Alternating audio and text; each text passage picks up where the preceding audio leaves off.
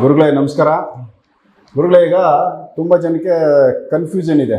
ನಮ್ಮ ಒಂದು ಸನಾತನ ಧರ್ಮದಲ್ಲಿ ಅವಧೂತರು ಬರ್ತಾರೆ, ಸಾಧು ಸಂತರು ಬರ್ತಾರೆ, ಮತ್ತು ಬೇರೆ ಮಠಾಧೀಶರು, ಗುರುಗಳು, ಇನ್ನು ಬೇರೆ ಬೇರೆ ಥರದ್ದು ಒಬ್ಬೊಬ್ರದ್ದು ಒಂದೊಂದು ಥರ ದಾರಿಗಳಿದ್ದಾವೆ. ಬಟ್ ಇವರೆಲ್ಲರದು ಏನು ಉದ್ದೇಶ ಇರುತ್ತೆ? ಎಲ್ಲ ಒಂದೇ ಟ್ರ್ಯಾಕಲ್ಲಿ ಹೋಗ್ತಾರಾ, ಇಲ್ಲ ಒಬ್ಬೊಬ್ರದ್ದು ಒಂದೊಂದು ಬೇರೆ ಬೇರೆ ಥರ ಇರುತ್ತಾ? ಒಟ್ಟಾರೆ ಇವ್ರನ್ನ ನಾವೆಲ್ಲರೂ ಗುರುಗಳು ಅಂತ ಕರಿತೀವಿ ಒಟ್ಟಾಗಿ, ಬಟ್ ಅದ್ರದ್ದು ಅರ್ಥ ನಮ್ಗೆ ಗೊತ್ತಿಲ್ಲ. ಒಬ್ಬೊಬ್ರದ್ದು ಏನೆಲ್ಲ ಒಂದು ವ್ಯತ್ಯಾಸ ಇರುತ್ತೆ, ಒಬ್ಬೊಬ್ರದ್ದು ಒಂದು ಜೀವನಗಳು. ಸೊ ಅದ್ರ ಬಗ್ಗೆ ತಿಳಿಸಿ ಗುರುಗಳೇ. ವ್ಯತ್ಯಾಸ ಇರುತ್ತೆ ರೀ. ಈಗ ನಮ್ಮ ಹಿಂದೂ ಧರ್ಮದೊಳಗೆ 108 ಗುರು ಪರಂಪರೆ ಬರ್ತಾವೆ. ಅದ್ರೊಳಗೆ ಈ ಸರ್ವಸಾಮಾನ್ಯವಾಗಿ ಹೊರಗಡೆ ಗೊತ್ತಿರೋದು ಒಂದು 10-12 ಗೊತ್ತದವು ಅಷ್ಟೇ. ಇಲ್ಲಿ ಏನೈತಿ, ಅವರು ಹೋಗ್ತಿರುವಂಥ ದಾರಿ ಒಬ್ಬೊಬ್ರದ್ದು ಬೇರೆ ಬೇರೆ ಬೇರೆ ಬೇರೆ ಇರುತ್ತೆ. ಎಲ್ಲರೂ ಒಂದೇ ದಾರಿಯಾಗ ಹೊಂಟಿರೋದಿಲ್ಲ. ಹೌದು. ಆದ್ರೆ ಲಾಸ್ಟಿಗೆ ಎಲ್ಲರೂ ಹೋಗಿ ಸೇರೋದು ಒಂದೇ ಜಾಗನ. ಕೆಲವ್ರು ನಿಧಾನ ಹೋಗ್ತಾರೆ, ಕೆಲವ್ರು ಸ್ಪೀಡ್ ಹೋಗ್ತಾರ. ಈಗೇನೈತಿ, ಇಲ್ಲಿಂದ ಬೆಂಗಳೂರು ಮುಟ್ಬೇಕಾದ್ರೆ ಕೆಲವರು ವಿಮಾನದಾಗ ಹೋಗ್ತಾರ, ಕೆಲವ್ರು ಟ್ರೈನ್ಯಾಗ ಹೋಗ್ತಾರ, ಇನ್ ಕೆಲವು ಕಾರ್ನ್ಯಾಗ ಹೋಗ್ತಾರ, ಇನ್ ಕೆಲವೊಂದು ಬಸ್ಸಿಗೆ ಹೋಗ್ತಾರ, ಇನ್ ಕೆಲವು ಮಂದಿ ನಡ್ಕೊಂತ ಹೋಗ್ತಾರ. ಹಿಂಗೈತೆ ಒಟ್ಟರು ಹೋಗ್ತಾರ. ಹೋಗೋದು ಏನೈತಲ್ಲ ಸ್ವಲ್ಪ ಹೆಚ್ಚು ಕಡಿಮೆ ಇರ್ತೈತೆ, ಅಲ್ಲಿ ಸಮಯ ಹೆಚ್ಚು ಕಡಿಮೆ ಇರುತ್ತೆ. ಹಂಗೆ ಈ ಸಾಧನ ಒಳಗೂ ಸಹಿತ ಎಲ್ಲರೂ ಏನೈತಿ ಅಲ್ಲಿಗೆ ಹೋಗ್ತಾರ. ಇವ್ರ ಸಾಧನಾ ಮಾರ್ಗಗಳು ಬೇರೆ ಬೇರೆ ಇರ್ತಾವೆ. ಈಗೇನೈತಿ, ಸಂತರು ಅಂತ ಹೇಳ್ತಾರ. ಸಂತರು ಅಂತಂದ್ರೆ ಅವ್ರದ್ದು ಹೆಚ್ಚಾಗಿ ಅವ್ರ ಗೃಹಸ್ಥರ ಲೆಕ್ಕದೊಳಗೆ ಬರ್ತಾರೆ. ಸಂತರು ಅವ್ರಿಗೆ ಮದುವೆ, ಮಕ್ಕಳು, ಮರಿ, ಇನ್ನು ಏನೇನೋ ಎಲ್ಲ ಇರ್ತೈತಿ. ಅವರು ಏನೈತಿ, ಯಾವುದೋ ಒಂದು ದೇವ್ರನ್ನ ಉಪಾಸನೆ ಮಾಡ್ಕೊಂಡು ಹೋಗಿರ್ತಾರೆ. ಅವ್ರನ್ನ ಸಂತರು ಅಂತ ಹೇಳ್ತಾರೆ. ಸರಿ. ಅವರು ಸಾಧನಾ ಅಂತನಕ್ಕೇನು ವಿಶೇಷವಾಗಿ ಯೋಗ ಸಾಧನೆ ಗೊತ್ತಿರೋದಿಲ್ಲ ಅವರಿಗೆ. ಒಂದು ಭಕ್ತಿ ಮಾರ್ಗದಾಗ ಭಕ್ತಿಯಿಂದ ಹೋಗಿರ್ತಾರೆ. ಶಿವನ್ ಭಕ್ತಿ ಇರ್ಬೋದು. ಶಿವನ್ ಭಕ್ತಿ ಒಳಗೆ ಸಂತರು ಅಂತ ಅನ್ನಕ್ ಬರಲ್ಲ, ಅದ್ರಾಗ ಮತ್ತೆ ಬೇರೆ ಹೆಸರು ಅದಾವು.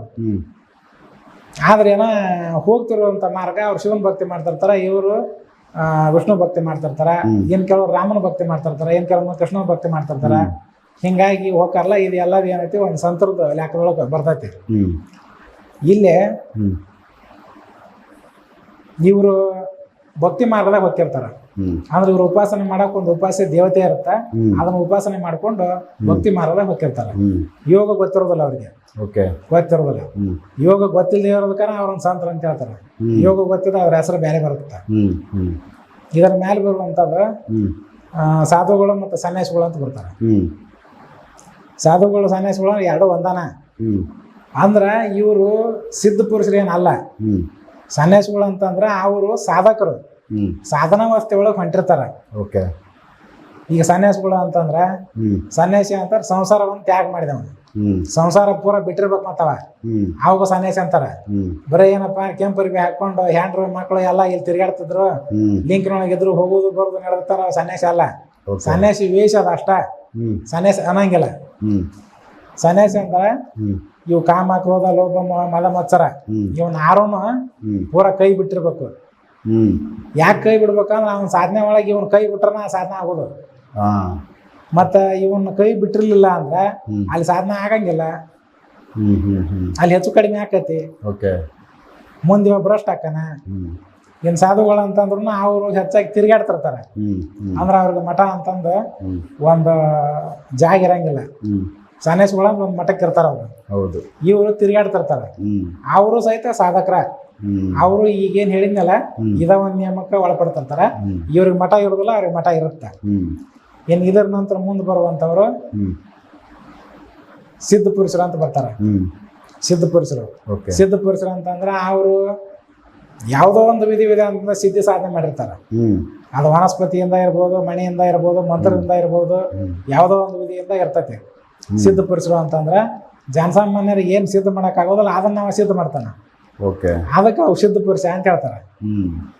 ಸಿದ್ಧ ಪುರುಷರು ಆಗುವವರೆಗೂ ಸಹಿತ ಅವನೇನಂಗ ಕಾಮ, ಕ್ರೋಧ, ಲೋಭ, ಮದ, ಮತ್ಸರ ಇವನ್ನ ಅಳ್ಕೊಂಡು ಸಾಧನೆ ಮಾಡ್ಕೋಬೇಕು.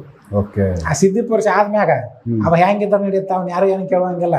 ಅವ್ ತನ್ನ ಮನಸ್ಸಿಗೆ ಬಂದಂಗೆ ಇಚ್ಛೆ ಬಂದಂಗೆ ಇರ್ತಾನ. ಸಿದ್ಧಿ ಆಗೋವರೆಗೂ ಮಾತ್ರ ಕಠಿಣವಾಗಿರ್ಬೇಕು, ನಿಯಮದಾಗಿರ್ಬೇಕು. ಸಿದ್ಧಿ ಆದ್ಮ್ಯಾಗ ಅವ್ನ ಇಚ್ಛೆ ಬಂದಂಗೆ ಇರ್ತಾನ. ಅವ್ನ ಯಾರು ಏನು ಪ್ರಶ್ನೆ ಮಾಡಕ್ ಆಗೋದು ಇಲ್ಲ. ಯಾಕೆ ಪ್ರಶ್ನೆ ಮಾಡಕ್ ಆಗೋದಿಲ್ಲ ಅಂದ್ರ ಅವ ಅಂತ ಜನರು ಬೇಕಂದ್ರೆ ಸೇರಿಸ್ತಾನ, ಬೇಡ ಬಿಡ್ತಾನ. ಇನ್ನಿನ್ನೂ ಹೋಗ್ಯಾನ ಅವಾಗ ಏನಾರು ಉಪದೇಶ ಹೇಳಕ್ಕೋರು ಏನೋ ಶಾಪ್ ಕೊಡ್ತೈತಿ ಅನುಭವಿಸ್ತಾರ. ಹಿಂಗಿರ್ತ. ಇನ್ನಿದ್ರ ನಂತರ ಏನಪ್ಪಾ ಅಂದ್ರ ಯತಿಗಳು ಅಂತ ಬರ್ತಾರ. ಯತಿಗಳು. ಯತಿ. ಹೌದು. ಯತಿ ಅಂತಂದ್ರ ಅವರು ಈ ಕಡೆ ಯೋಗ ಸಾಧನ ಮಾಡ್ತಿರ್ತಾರ, ಈ ಕಡೆ ಪೂಜಾನ ಮಾಡ್ತಿರ್ತಾರ. ಯತಿಗಳು ಅಂದ್ರೆ ಯಾರ್ಯಾರು ಬರ್ತಾರ? ಈ ಕಡೆ ಪೂಜೆ ಮಾಡ್ಕೊಂಡು ಭಕ್ತಿಯಿಂದನೂ ಭಕ್ತಿ ಮಾರ್ಗದಾಗ ಹೋಗಿರ್ತಾರ, ಆ ಕಡೆ ಜ್ಞಾನ ಮಾರ್ಗ ಅಂದ್ರೆ ಯೋಗ ಸಾಧನ ಮಾಡ್ಕೊಂಡು ಅದಕ್ಕೆ ಹೋಗಿರ್ತಾರ. ಇಲ್ಲೇ ಯತಿಗಳು ಅಂದ್ರೆ ಯಾರು ಬರ್ತಾರ ಅಂದ್ರೆ ಯಡೂರು ಸಿದ್ಧಲಿಂಗೇಶ್ವರರು, ಮತ್ತೆ ಇವರು ರಾಘವೇಂದ್ರ ಸ್ವಾಮಿಗಳು, ಇವರೆಲ್ಲ ಕೈವಾರ ನಾರಾಯಣಪ್ಪ ನಿಮ್ಮ ಕಡೆ, ಅವರೆಲ್ಲ ಯತಿಗಳು. ಅವರು ಯತಿಗಳು ಅಂತಂದ್ರೆ ಅವ್ನು ಗೃಹಸ್ಥನ ಇರಲಿ ಸನ್ಯಾಸಿನ ಇರಲಿ, ಈ ಲೈನ್ ಒಳಗೆ ಅದಂದ್ರೆ ಅವು ಯತಿನ. ಯತಿಗಳು ಅಂತಂದ್ರೆ ಈ ಸಿದ್ಧರು ಏನು ಬರ್ತಾರಲ್ಲ, ಈ ಸಿದ್ಧರ್ಕಿಂತ ಹೆಚ್ಚವರು. ಸೊ ಅದಾದ್ಮೇಲೆ ತೀರ್ಥಂಕರರು ಅಂತಾನು ಕೆಲವ್ರನ್ನ ಕರೀತಾರೆ. ಅದು ಪೂರ ಮುಂದ್ರಿ. ಅದು ಹೌದಾ? ಅದು ಪೂರ ಮುಂದದ. ಈಗ ಸಿದ್ಧರು ಏನು ಬರ್ತಾರ, ಸಿದ್ಧರ ಮೇಲೆ ಮುಂದೆ ಬರುವಂತವ್ರು ಯಾರು? ಯತಿಗಳು. ಇನ್ನು ಇದರ ನಂತರ ಅವ್ರ ಯತಿಗಳು ಅವರು ತಮ್ಗೆ ಇಚ್ಛೆ ಬಂದಂಗೆ ಇರ್ತಾರ. ಹಿಂಗ ಇರ್ಬೇಕು ಅನ್ನೋ ರೂಲ್ಸ್ ಇಲ್ಲ. ಅವ್ರು ಹೆಂಗ್ ಇಚ್ಛೆ ಬರುತ್ತಂಗ ಇರ್ತಾರ ಅವ್ರು. ಯಾಕಂದ್ರೆ 3 ಪವರ್ ಅವ್ರ ಕೈ ಸಿಕ್ಕಿರ್ತೈತಿ. ಸೃಷ್ಟಿ ಸ್ಥಿತಿ ಲಯ 3 ಸಿಕ್ಕಿರುತ್ತ. ಏನ್ ಅವ್ರ ಮ್ಯಾಗ ಶಾಸನ ಮಾಡವ್ರು ಯಾರು? ಅವ್ರಿಗೆ ಹೋಗಿ ನೀವು ಹಿಂಗಿರೋ ಅಂತ ಹೇಳಿದ್ರೆ ಅಲ್ಲಿ ನಡೆಯಂಗಿಲ್ಲ. ಅದು ಇದರ ನಂತರ ಬರುವಂತವ್ರು ಯೋಗಿಗಳು ಬರ್ತಾರ. ಯೋಗಿಗಳು ಅಂದ್ರೆ ಅದ್ರಾಗ ರಾಜಯೋಗಿಗಳು ಬೇರೆ, ಹಠಯೋಗಿಗಳು ಬೇರೆ, ಮಂತ್ರಯೋಗಿಗಳು ಬೇರೆ, ಹಿಂಗತ್ತೆ ಒಂದೊಂದು ಯೋಗ ಬರ್ತಾವ. ಅಲ್ಲಿ ರಾಜಯೋಗ ಮಾಡ್ಕೊಂಡವನ ಶಾಂತವಾಗಿರ್ತಾನ. ಅಲ್ಲಿ ವಿಶೇಷವಾಗಿ ಶಿಫ್ಟ್ ಮಾಡಿಕೊಡುವಂಥದ್ದು ಏನು ಇರಂಗಿಲ್ಲ. ಇನ್ನು ಬೇರೆ ಯೋಗಗಳು ಏನು ಬರ್ತಾವಲ್ಲ ಅದ್ರೊಳಗೆ ಏನೈತಿ ಸ್ವಲ್ಪ ಟೆಂಪ್ರೇಚರ್ ಹೀಟ್ ಆಗುವಂಥ ಒಂದು ಸಾಧನಗಳು ಅದ್ರಾಗ ಇರ್ತಾವೆ. ಶರೀರ ಹೀಟ್ ಆಗತ್ತ, ಬಾಡಿ ಹೀಟ್ ಆಗತ್ತ. ಸರಿ, ಅದು ಹೀಟ್ ಆತಂದ್ರೆ ರಕ್ತ ಬಿಸಿ ಆಕೈತಿ. ರಕ್ತ ಬಿಸಿ ಆತಪ್ಪ ಅಂದ್ರೆ ಸಿಟ್ಟು ಇರತೈತಿ. ಅದಕ್ಕೆ ಯೋಗ ಸಾಧನ ಮಾಡುವಂಥವ್ರು ಯಾರಾಗಿರ್ಲಿ ಅವರು ಜನರ ಸಾಮಾನ್ಯರ ನಡುವೆ ಈ ಸಮಾಜದ ನಡುವಿದ್ದು ಯೋಗ ಸಾಧನ ಮಾಡಂಗಿಲ್ಲ. ಹಂಗೆ ಮಾಡಬಾರ್ದಂತನ ಐತದ. ಯಾದಕ್ಕಂದ್ರೆ ಇಲ್ಲಿ ಆ ಒಂದು ಯೋಗದೊಳಗೆ ಹೋಗ್ತಿರ್ಬೇಕಾದ್ರೆ ಅದ್ರೊಳಗೆ ಯೋಗ ಬೇಕಿನ ಅಂತ ಅವಾಗ ಎಷ್ಟೋ ತೊಂದರೆ ಇರ್ತಾವೆ. ಇನ್ನು ಇದರ ನಡುವೆ ಹೊರಗಡೆ ಜನರು ಬಂದು ಮಾತಾಡೋದು ಅಥವಾ ಏನಾರ ಕೇಳೋದು ಅದು ಮಾಡಕತ್ತಿರ ಸಮಸ್ಯೆ ಇನ್ನೂ ಹೆಚ್ಚಾಗತ್ತ. ಸಿಟ್ಟು ಬರ್ತೈತಿ. ಸಿಟ್ಟು ಬಂದಾಗ ಏನಾರ ಅಂತ ಶಾಪ್ ಕೊಡ್ತಾರ, ಅದು ಅಲ್ಲಿ ಏನಾಕೈತಿ ಪರಿಣಾಮ ಆಗತ್ತ. ಆ ಕಾರಣಕ್ಕೆ ಯೋಗ ಮಾಡುವಂಥವ್ರು ಅದ್ರೊಳಗೆ ವಿಶೇಷವಾಗಿ ಈ ರಾಜಯೋಗ ಅಂದ್ಬಿಟ್ಟು ಉಳಿದ ಯೋಗ ಏನು ಬರ್ತಾವಲ್ಲ ಇವನ್ ಮಾಡುವಂಥವ್ರು ಹೆಚ್ಚಾಗಿ ಏಕಾಂತ ಪ್ರದೇಶದೊಳಗೆ ಇರ್ತಾರ. ಕೆಲ ಮಂದಿ ಜಂಗಲ್ನಾಗ ಇರ್ತಾರ. ಈ ಏನೋ ಕ್ರಿಯಾ ಯೋಗ ಅಂತ ಹೇಳ್ತಾರ. ಕ್ರಿಯಾ ಯೋಗ ಮಾಡುವವರು ಊರು ನಡಿದಾರ. ಈಗ ಆದ್ರೆ ಅದು ಮೂಲ ಕ್ರಿಯಾ ಯೋಗ ಅಲ್ಲದು. ಮೂಲ ಕ್ರಿಯಾ ಯೋಗ ಮಾಡೋನು ಮಂದಿ ನಡಿ ಬರಬಾರ್ದು. ಮೂಲ ಕೆಲವೊಂದಷ್ಟು ಯೋಗ ಬರ್ತಾವ, ಹಠ ಯೋಗ ಅವೆಲ್ಲ ಅದನ್ನ ಮಾಡೋನು ಮಂದಿ ನಡುವೆ ಇರಬಾರ್ದು. ಇನ್ನು ಶಿವಯೋಗ ಬರ್ತೈತಿ, ಲಿಂಗ ಪೂಜೆ ಮಾಡ್ಕೊಂಡು ಹೋಗೋದು. ಅದನ್ನು ಸಹಿತ ಇದ್ದ ರಾಜಯೋಗದೊಳಗ ಏನು ಬರುತ್ತೆ ಅದ್ರಾಗ ಬರ್ತೈತಿ. ದೃಷ್ಟಿಯಿಂದ ಮಾಡುವಂಥವು ಎಲ್ಲ ಯೋಗನ ಸಹಿತ ರಾಜಯೋಗನ. ಈ ಶಿವಯೋಗದೊಳಗೆ ಲಿಂಗ ತ್ರಾಟಕ್ ಮಾಡ್ಕೊಂಡು ಲಿಂಗದ ಮೇಲೆ ದೃಷ್ಟಿ ಇಟ್ಕೊಂಡು ಮಾಡ್ತಾರ. ಒಟ್ಟಿನೊಳಗೆ ದೃಷ್ಟಿಯಿಂದ ಮಾಡುವ ರಾಜಯೋಗ. ಅದನ್ನ ಜನರ ನಡುವೆ ಇಟ್ಕೊಂಡು ಮಾಡಬಹುದು. ಸ್ವಲ್ಪ ಏಕಾಂತ ತಗೊಂಡು ಏನ್ ಸಮಸ್ಯೆ ಆಗೋದಿಲ್ಲ. ಅದನ್ನ ಬಿಟ್ಟು ಉಳಿದ ಯೋಗ ಮಾಡ್ಬೇಕಾದ್ರೆ ಏಕಾಂತ ಬೇಕು. ಆ ಏಕಾಂತ ಇಲ್ಲಾರ ಯೋಗ ಸಿದ್ಧಿ ಆಗೋದಿಲ್ಲ. ಮತ್ತೆ ಅದನ್ನ ಮಾಡುವಂತ ಟೈಮ್ ಒಳಗೆ ಅವನಿಗೆ ಕೋಪ ಸಿಟ್ಟು ಅನ್ನೋ ಜಾಸ್ತಿ ಆಗತ್ತ. ಜನರ ನಡಿವಿದ್ದ ಅಂದ್ರೆ ಇವರು ಸುಟ್ಕೊಂಡು ಸಾಯ್ತಾರೆ. ಅದಕ್ಕೆ ಅದನ್ನ ಮಾಡುವಂಥವ್ರು ದೂರ ಇರ್ತಾರ. ಈಗ ವೀರ ಬ್ರಹ್ಮೇಂದ್ರ ಸ್ವಾಮಿಗಳು 12 ವರ್ಷ ಜಂಗಲ್ನಾಗಿದ್ರು. ಕೈವಾರ ನಾರಾಯಣಪ್ಪ ಅವರೆಲ್ಲ ಜಂಗಲ್ನಾಗಿದ್ರು. ಇನ್ನೂ ಕೆಲವೊಂದಿಷ್ಟು ಯೋಗಿಗಳು ನಮ್ಮ ಭಾಗದೊಳಗೆ ಬರ್ತಾರೆ. ಇಲ್ಲಿ ಅವರು ಸಂಪೂರ್ಣ ತಮ್ಮದು ಯೋಗ ಸಿದ್ಧಿ ಆದ್ಮ್ಯಾಗ ಜನ ನಡುವೆ ಬರ್ತಾರ. ಅಲ್ಲಿವರೆಗೂ ಜಂಗಲ್ನಾಗನ ಅವ್ರು ಒಂದ್ ಕಡೆ ಇರ್ತಾರ. ಮತ್ ಹೊರಗಡೆ ಪ್ರಕಟ ಆಗಂಗಿಲ್ಲ. ಸಾಧನೆಗೆ ಅದು ತೊಂದರೆ ಆಗುತ್ತೆ ಅಂತ. ಹೌದು, ಆ ಸಾಧನೆಗೆ ತೊಂದರೆ ಆಗುತ್ತೆ ಅಂತೇಳಿ ಅವರು ಏಕಾಂತದೊಳಗೆ ಹೋಗಿ ಸಾಧನೆ ಮಾಡ್ಕೊಂತಾರ. ಅದು ಸಂಪೂರ್ಣ ಸಿದ್ಧಿ ಆಗಿಂದ ಅವಾಗ ಜನರ ನಡುವೆ ಬರ್ತಾರ. ಮತ್ ಹಂಗಿದ್ದಂತ ಪ್ರಸಂಗದೊಳಗೆ ನೀವು ಹಿಂಗ ಇರ್ಬೇಕು ಅಂತ ಅವ್ರ ಮ್ಯಾಗ ನಿಯಮ ಹೇಳುವಂಗಿಲ್ಲ. ಅವನ ಮ್ಯಾಗ ಯಾರ ನಿಯಮ ನಡೆಯುವುದೂ ಇಲ್ಲ. ಅದರೊಳಗೆ ಬಾಲ ಉನ್ಮತ್ತ ಪಿಸಾಚ 3 ಅವಸ್ಥೆ ಬರ್ತಾವ. ಬಾಲ್ಯಾವಸ್ಥೆ ಅಂತಂದ್ರೆ ಅವ್ರ ಮಕ್ಳು ಹೆಂಗಿರ್ತಾರ ಆ ಟೈಪ್ ಇರ್ತಾರ. ಅಂತವ್ರು ಒಂದು ಒಡನಾಟದೊಳಗಿದ್ರೆ ಏನ್ ಸಮಸ್ಯೆ ಆಗೋದಿಲ್ಲ. ಏನು ಸಮಸ್ಯೆ ಪಿಸಾಚಿಗಳ. ಅದರ ನಂತರ ಇನ್ನೊಂದು ಬರುತ್ತ ಉನ್ಮತ್ತ ಅವಸ್ಥೆ. ಅವರು ಸ್ವಲ್ಪ ಏನೈತಿ ಅವ್ರ ಹೆಂಗಿರ್ತಾರ ಹಂಗೆ ಹೊಂದ್ಕೊಂಡು ಹೋಗ್ಬೇಕು. ಇಲ್ಲ ಅಂತಂದ್ರ ಅಲ್ಲಿ ಏನಾರ ತೊಂದ್ರೆ ಆಕೈತಿ. ಅವ್ರಿಗೆ ಶಾಪ್ ಕೊಡೋದು ಅನುಗ್ರಹ ಮಾಡೋದು ಎರಡೂ ಗೊತ್ತಿರುತ್ತ. ಆ ಶಕ್ತಿ ಇರ್ತೈತಿ. ಮತ್ತೆ ಅಲ್ಲಿ ಏರ್ ಹೆಚ್ಚು ಕಡಿಮೆ ಆದ್ರ ಏಟು ಬಿದ್ದು ತೊಂದರೆ ಮಾಡ್ತವೆ. ಅಂದ್ರೆ ಅವು ಬಾಯಿಲೆ ಅಂದ್ರೆ ಮುಗಿದಿಲ್ಲ ಚಾಲು ಆಗ್ಬಿಡುತ್ತೆ. ಓಕೆ. ಇದರ ನಂತರ ಪಿಸಾಚ ಅವಸ್ಥೆ. ಪಿಸಾಚ ಅವಸ್ಥೆ ಅಂದ್ರೆ ಅದು ಜನರ ನಂತರ ಅಂತ ಬರ್ಬಿಡಂಗಿಲ್ಲ ಅವ್ರು. ಅದು ಒಂದು ಅವಸ್ಥೆ ಬರ್ತೈತಿ. 3 ಅವಸ್ಥೆ ಬರ್ತಾವೆ. ಅದಕ್ಕೆ ಸುಮಾರು ಜನ ಯೋಗಿಗಳು ಕೆಲವರು ಜನಗಳನ್ನ ಕಂಡ್ರೆ ರೇಗಾಡ್ತಾ ಇರ್ತಾರೆ, ಅವ್ರನ್ನ ಕಂಡ್ರೆ ದೂರ ಓಡಿಸ್ತಾರೆ. ಕೋಲ್ ಹೋಗಿ ಓಡಿಸ್ತಾರ. ಹೌದು. ಎದಕ್ ಬರ್ತಾರೆ ಇಲ್ಲ ಅಂತೇಳಿ ಅದು ಬರ್ತೈತಿ. ಇದರ ನಂತರ ಬರುವಂಥದ್ದು ಮುಂದ ಯೋಗಿಗಳದ್ದು ಮುಗೀತು, ಯತಿಗಳದ್ದು ಹೇಳಿನಾಗ್ಲೇ. ಹೌದು. ಇನ್ನು ಯೋಗಿ ನಂತರ ಮುಂದೆ ಬರುವಂಥದ್ದು ಯಾವ ಅವಧೂತರು. ಹೌದು. ಅಂದ್ರೆ ಯೋಗ ಸಾಧನೆ ಒಂದು ಪರಿಪೂರ್ಣ ಮುಗಿದ್ಮ್ಯಾಗ ಮುಂದೆ ಅವಧೂತ ಹಾಕನ. ಕೆಲವರು ಅಲ್ಲಿವರೆಗೆ ಹೋಗಂಗಿಲ್ಲ, ಯೋಗದಾಗ ಇದ್ದು ಬಿಡ್ತಾರ. ಇನ್ನು ಕೆಲವು ಮಂದಿ ಜಗತ್ತಿನ ಜಾಂಜಾಡ್ ನಮಗೆ ಬೇಡಪ್ಪ ಅಂತೇಳಿ ಮುಂದಕ್ಕೆ ಹೋದ್ರ ಅವಧೂತರ ಹಾಕಾರ. ಅವಧೂತರ ಅಂತಾರ. ಅವಧೂತ ಯಾರಿಗೆ ಕೈ ಮುಗಿಯಂಗಿಲ್ಲ. ಇನ್ ಕೆಲವು ಮಂದಿ ಹೇಳ್ತಾರ ಅವಧೂತ ಅಂದ್ರೆ ಅವ್ನು ಹೆಂಗ ಬೇಕಾದ ಇರ್ಬೋದು ಅಂತೇಳಿ. ಹೌದು, ಅವನ್ ಜಳಕ ಮಾಡಂಗಿಲ್ಲ, ತಿಳಿದ್ರು ಊಟ ಮಾಡ್ತಾನ, ಇಲ್ಲ ಅಂದ್ರಿಲ್ಲ, ಎಲ್ಲ ಗಲೀಜ್ ಇರ್ತೈತಿ, ಹೆಂಗ್ ಬೇಕ ಹಂಗಿರ್ತಾನ. ಅವಧೂತ ಅಂದ್ರ ನಿಷ್ಕ್ರಿಯ ಅಂತ ಅರ್ಥ. ಅವಧೂತ ಅಂದ್ರ ನಿಷ್ಕ್ರಿಯ ಅಂತಾರ. ಅವ್ನ ಕೈಕಾಲು ಏನಪ್ಪಾ ಅಳಿಯಾಡ್ಸಂಗಿಲ್ಲ, ಕಣ್ಣಲ್ಲಿ ಹ್ಯಾಪಿ ಮೊದಲ ಮಾಡಿ ಬಿಡಿಯಂಗಿಲ್ಲವ. ಮಾತಾಡೋದಂತೂ ದೂರ ಹೊತ್ತು ಸುಮ್ಮನೆ ಕೂತ್ ಬಿಡೋದು. ಸುಮ್ಮನೆ ಕಣ್ಣು ಮುಚ್ಕೊಂಡು ಕುಂತಿರ್ತಾನೆ. ಮನೆಗೆ ಸೇರ ಅಲ್ಲೇ ಮಕ್ಕೊಂಡಿರೋದು, ಎಬ್ಸಿರ ಅಲ್ಲೇ ಎದ್ದಿರೋದು, ಕುಂದರ್ಸ್ಯಾರ ಯಾಕೆ ಕುಂತಿರೋದು. ಜನನ ಹೋಗಿ ಅವ್ರ ಕರ್ಕೊಂಬಂದು ಕುಂದರ್ಸಿರ್ ಕುಂದಿರ್ತಾರ, ಇಲ್ಲ ಅಂದ್ರೆ ಅಲ್ಲೇ. ಓಕೆ. ಅಂತ ಅವಧೂತರ ನಾನು ನೋಡಿನಿ. ಅಂದ್ರೆ ಸಾಮಾನ್ಯ ಜನಗಳಿಗೆ ನೋಡೋಕೆ ಏನೋ ಕೋಮಾಗ ಹೋಗಿರೋ ತರ, ಕೋಮಾಗ ಹೋಗಿರೋ ಸ್ಟೇಜ್ ತರ ಅವ್ರು ಕಾಣ್ತಾರ. ಇವ್ರ ಊಟ ಮಾಡಿಸ್ಬೇಕು, ಇಲ್ಲ ಊಟ ಮಾಡಂಗಿಲ್ಲ, ಅಷ್ಟೇ ಅಲ್ಲೇ ಇರುತ್ತೆ, ಮನ್ಕೊಂಡಿರ್ತಾರೆ. ಹೊಟ್ಟೆ ಹಸಿದ್ರು ಅದು ಗೊತ್ತಾಗಲ್ಲ. ಅವ್ರ ಹೊಟ್ಟೆ ಹಸಿವುದೇ ಇಲ್ರಿ, ಅವ್ರ ಹೊಟ್ಟೆ ಹಸಿವುದೇ ಇಲ್ಲ. ಓಕೆ. ಯಾಕೆ ಹಸಿವಿಲ್ಲ ಅಂದ್ರೆ ಅವ್ರಿಗೆ ಆ ಯೋಗದಾಗ ಅದು ಏನೇನು ಸಿಗ್ಬೇಕು ಅದು ಸಿಕ್ಬಿಟ್ಟಿರುತ್ತೆ. ಮುಂದೆ ಅವಧೂತರು ಅಂತಾರ. ಈಗ ಮಾತಾಡಂಗಿಲ್ಲ ಅಂತ ಹೇಳಿದೆ. ಯಾವುದೋ ಚಟುವಟಿಕೆಗಳನ್ನ ಅವ್ರು ಮಾಡಂಗಿಲ್ಲ. ಅವಧೂತ ಯಾರಿಗೆ ನಮಸ್ಕಾರ ಮಾಡಂಗಿಲ್ಲ. ಯಾಕೆ ಮಾಡಂಗಿಲ್ಲ ಅಂದ್ರೆ ತನ್ನ ಬಿಟ್ಟು ಇನ್ನೊಂದು ವಸ್ತು ಇಲ್ಲ ಅನ್ನೋ ಲೆಕ್ಕಕ್ಕೆ ಹೋಗಿರ್ತಾರ ಅವ್ರು. ದೇವ್ರೂನ ಅವನ, ಗುರುನ ಅವನ. ಯಾವ್ದ ಮ್ಯಾಗೇನು ಕೈ ಯಾರಿಗೆ ಮುಗಿಬೇಕು, ತನಕಿನ ದೊಡ್ಡದೈತಿ ಅಂದಾಗ ಮಾತ್ರ ಮನುಷ್ಯ ಕೈ ಮುಗಿತಾನ. ಹೌದು. ತನ್ನ ಲೆಕ್ಕಕ್ಕಿದ್ರ ಅಥವಾ ತನಕಿನ ಕೆಳಗಿದ್ರ ಆಗ ಕೈ ಮುಗಿತಾನ. ಅವಧೂತರ ಆದ ನಂತರ ಅವ್ರು ಯಾವ ದೇವ್ರಿಗೂ ಕೈ ಮುಗಿಯಂಗಿಲ್ಲ, ಯಾವ ಗುರುವಿಗೂ ಕೈ ಮುಗಿಯಂಗಿಲ್ಲ. ಕೊನೆಯದಾಗಿ ಅವ್ರು ಏನಪ್ಪಾ ಅಂದ್ರ ಈ ಲೋಕದಾಗ ಇರೋದಿಲ್ಲ, ಅವ್ರ ಪ್ರಜ್ಞೆ ಬೇರೆ ಕಡೆ ಇರುತ್ತ. ಏನ್ ಕೈ ಎಲ್ಲಿಂದ ಮುಗಿಯೋದು. ಹೌದು. ಏನ್ ಕೆಲವು ಮಂದಿ ಹೆಸರು ಹಾಕಿರ್ತಾರೆ, ಇವ್ರು ಅವಧೂತರು ಅವ್ರ ಅವಧೂತರು ಅಂತೇಳಿ. ತುಂಬಾ ನಮ್ಮಲ್ಲಿ ನೋಡ್ತೀವಿ ನಾವು ಸಮಾಜದಲ್ಲಿ ತುಂಬಾ ಜನ ಇದ್ದಾರೆ. ಸೊ ಅವರು ಹಂಗ್ ನೋಡಕ್ ಹೋದ್ರೆ ಎಲ್ಲ ಕಡೆ ಓಡಾಡ್ತಾರೆ, ಎಲ್ಲ ಕಡೆ ಕೆಲ್ಸಗಳು ಅವಧೂತರು ಅಂತ ಅನ್ಕೊಂಡ್ರೆ. ಅವಧೂತರು ಈಗ ಹೇಳಿದಾರೆ, ಲೆಕ್ಕಾಚಾರದಲ್ಲಿ ಅವ್ರು ಎಲ್ಲೂ ಇಲ್ಲ, ನಿಷ್ಕ್ರಿಯ ಅಂತ. ಅವಧೂತ ಅಂದ್ರೆ ಅಲ್ಲಿ ಯಾವ ಕ್ರಿಯೆನೂ ಇರಬಾರ್ದು, ನಿಷ್ಕ್ರಿಯ ಆಗ್ಬೇಕು, ಅವನಿಗೆ ಅವಧೂತ ಅಂತಾರೆ. ಇವ್ರು ನನಗೆ ಊಟ ತಗೊಂಡ್ಬಂದು ಕೊಡು, ಚಾ ತಗೊಂಡ್ಬಂದು ಕೊಡ ಅಂದು ಏನು ಕೇಳ್ತಿರ್ತಾರ, ಮಂದಿ ಕೂಡ ಮಾತು ಹೇಳ್ತಿರ್ತಾರ. ಅದು ಅವಧೂತ ಸ್ಥಿತಿ ಅಲ್ಲದು. ಅವಧೂತ ಸ್ಥಿತಿ ಹೆಂಗೈತೆ ನನಗೆ ಗೊತ್ತೈತಿ. ಮತ್ತೆ ಇವ್ರನ್ನ ಏನಂತ ಕರಿಬೇಕು ಗುರುಗಳ? ಇವ್ರು ಅದಕ್ಕೆ ಕೆಳಗಿರ್ತಾರೆ ಇವ್ರು. ಬಟ್ ಅವಧೂತರು ಅಂತ ಹೆಸರು ಹಾಕೊಳ್ಳೋದು ತಪ್ಪು. ಹಂಗ ಹಾಕೊಳಂಗಿಲ್ಲ ಅದನ್ನ. ಆದ್ರೆ ಮಂದಿಗಂತೂ ಯಾರು ಏನು ಅನ್ನೋದ ತಿಳಿಯೋದಿಲ್ಲ, ಹೋಗತ್ತೆ ಹಂಗ ಹಿಂಗ. ಈಗ ಹೇಳಿದ್ನಲ್ಲ, ಯತಿಗಳೇ ಅಂದ್ರೆ ಯಾರು, ಯೋಗಿಗಳಂದ್ರೆ ಯಾರು. ಯೋಗಿ ಯಾವ ದೇವ್ರನ್ನ ಪೂಜೆ ಮಾಡಂಗಿಲ್ಲ. ಯೋಗಿದು ಒಂದು ಆಗಲೇ ಮರೆತು ಬಿಟ್ಟೆ. ಯೋಗಿನೂ ಸಹಿತ ಯಾವ ದೇವ್ರನ್ನ ಪೂಜೆ ಮಾಡಂಗಿಲ್ಲ. ಯಾವ ದೇವ್ರನ್ನ ಯಾಕೆ ಪೂಜೆ ಮಾಡಂಗಿಲ್ಲ ಅಂತಂದ್ರ ಅದು ಯಾವ ವಸ್ತುವನ್ನ ಅವ್ರ ಕುರಿತು ಚಿಂತನೆ ಮಾಡ್ಕೊಂಡು, ಧ್ಯಾನ ಮಾಡ್ಕೊಂಡು, ಉಪಾಸನೆ ಮಾಡ್ಕೊಂಡು ಕಾರಣ ಅದ ಇವ ಆಗಿರ್ತಾನ. ಅಂದ್ಮೇಲೆ ಇನ್ನು ಯಾರು ಪೂಜೆ ಮಾಡೋದು. ಹೌದು.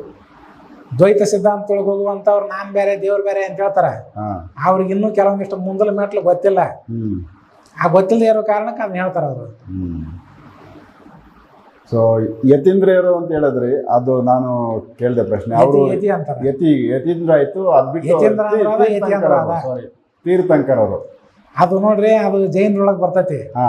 ಅವರು ಸಾಧನೆ ಒಳಗ ಎತ್ತರ ಮಟ್ಟಕ್ಕೆ ಹೋದವ್ರಿಗೆ ಆ ಪದವಿ ಹೇಳ್ತಾರ. ಅವ್ರು ಆ ಒಂದು ಪಟ್ಟ ಕೊಟ್ಟಿರ್ತಾರ. ಇಲ್ಲಿ ಏನು ಈಗ ಅವಧೂತರು ಏನ್ ಬರ್ತಾರಲ್ಲ, ಅದರ ಸರಿ ಸಮಾನ ಲೆಕ್ಕಕ್ಕೆ ಅದು ಬರ್ತೈತಿ. ಆದ್ರೆ ಅವ್ರು ಅದಕ್ಕೇನೋ ಹೆಚ್ಚಿನ ಪಟ್ಟನು ಕೊಡ್ತಿರ್ಬಹುದು, ಆದ್ರೆ ಅದು ಬರೋದು ಅಷ್ಟ ಬರುತ್ತೆ. ಮಠಗಳಿಗೆ ಸಂಬಂಧಪಟ್ಟಂಗೆ ಮಠಾಧೀಶರು ಅವ್ರದ್ದು ಒಂದು ದಿನಚರಿ. ಸೊ ಅವ್ರನ್ನು ಗುರುಗಳು ಅಂತ ಕರಿತೀವಿ. ಅವರು ಯಾವ ತರ ಅವ್ರದ್ದು ವ್ಯತ್ಯಾಸ ಗುರುಗಳು? ಈಗ ನೋಡ್ರಿ, ಮಠಾಧೀಶರು ಅಂತಂದ್ರೆ ನಿಮ್ ಕಣ್ಣಿಗೆ ನಾನಾ ಟೈಪ್ ಕಾಣ್ತಾರ. ಅಲ್ಲಿ ಏನಾಕತಿ, ಕೆಲವರು ಆಧ್ಯಾತ್ಮದೊಳಗ ಸಾಧನೆ ಮಾಡ್ಬೇಕು ಅಂತ ಬಂದವ್ರು ಇರ್ತಾರ. ಇನ್ ಕೆಲವು ಮಂದಿ ಏನೈತಿ, ಸುಮ್ಮನೆ ನಾವ್ ಹೆಂಗ ಬದುಕಿದ್ರ ಅಥವಾ ಬಂದಿರ್ತಾರ. ಇನ್ ಕೆಲವು ಮಂದಿ ಏನಪ್ಪಾ, ಇಲ್ಲಿ ಬಂದು ಎಲ್ಲಾ ನಮ್ಮನೆ ಭೋಗನೂ ಅನುಭವಿಸ್ಬೇಕಂತ ಬಂದವರು ಇರ್ತಾರ. ಇಲ್ಲೇ ನಮ್ ಸುತ್ತಾರ್ದಾರ ಅದರ ಒಂದಿಷ್ಟು ಮಂದಿ. ಹೌದು. ಇಲ್ಲಿ ಬಂದು ದುಡ್ಡು ರೊಕ್ಕ ಗಳಿಸೋದು ಬರೇ.